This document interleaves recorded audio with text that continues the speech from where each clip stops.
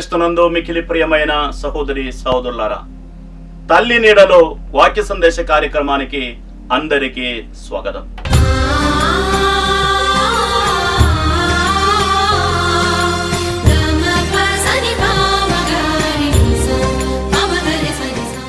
యేసుక్రీస్తునందు మికిలి ప్రియమైన సహోదరి సహోదరులారా, ఈరోజు మన తల్లి మరియమ్మ జీవితం నుంచి ఒక గొప్ప కార్యాన్ని మనం తెలుసుకుందాం.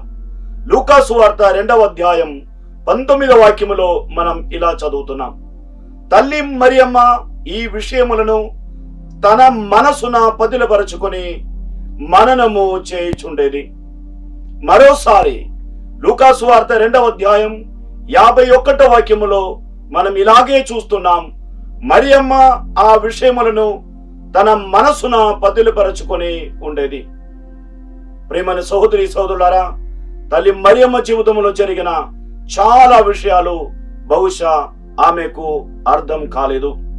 అయినప్పటికీ ఆ విషయములను తన మనసులో పదిలపరచుకొని మననము చేస్తూ జీవించింది. అందువలనే ఆ వాక్కులను గ్రహించడానికి, ఆ వాక్కులను తన జీవితంలో పాటించడానికి తల్లి మరియమ్మకు శక్తి లభించినది అని మనం అర్థం చేసుకోవచ్చు. తల్లి మరియమ్మ ఎక్కువ మాట్లాడుతున్నట్లు మనకు కనిపించట్లేదు. చాలా అరుదుగా తల్లి మరియమ్మ మాట్లాడినట్లు సువార్తల్లో కనిపిస్తుంది. ఎందుకంటే తల్లి మరియమ్మ ఎక్కువగా దేవుని వాక్కులను మననం చేసుకుంటూ జీవించింది. ఇలా దేవుని వాక్కులను హృదయాల్లో పదిలపరుచుకొని మననం చేసుకోవడం వల్ల ఆ వాక్కులను గ్రహించడానికి, ఆ వాక్కుల్లో ఉన్నటువంటి పరమార్థాన్ని తన జీవితంలో పాటించడానికి తల్లి మరియమ్మకు శక్తి లభించినది. మన జీవితంలో కూడా ఈ విధముగా మనం చేయాలి. దేవుని వాక్కులను ఆలకిస్తే మాత్రం చాలదు, వాటిని మనము మననం చేసుకోవాలి. అంతేకాదు, మన జీవితంలో జరిగే అన్ని విషయాలు మనకు అర్థం అవ్వకపోవచ్చు.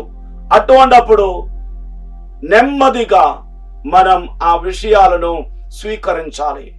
దేవుని ఆశీర్వాదం కోసం మనం వేచి ఉండాలి. మనం ఆలోచిస్తే వెంటనే జవాబు దొరకకపోవచ్చు.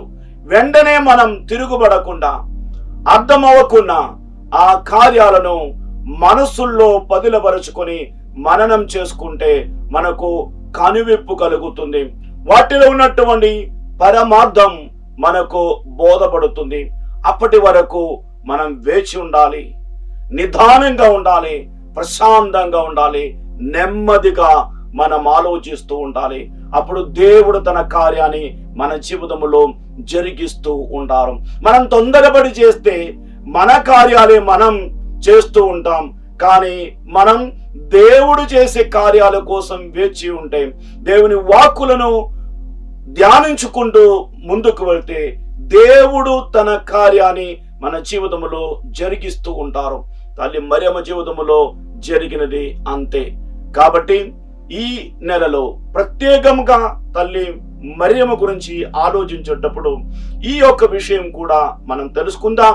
మన జీవితంలో కూడా జరిగే విషయాలను హృదయాల్లో పదిలపరచుకొని మననం చేసుకొని దేవుని వాక్కుల్లో ఉన్నటువంటి పరమార్థమును తెలుసుకొని ఆ వాక్కును జీవితంలో పాటించి జీవించే ఆశీర్వాదం కోసం ప్రార్థిద్దాం. తల్లి మధ్యవర్తిత్వం ద్వారా యేసు ప్రభు మనలను ధారాళంగా దీవించును గాక.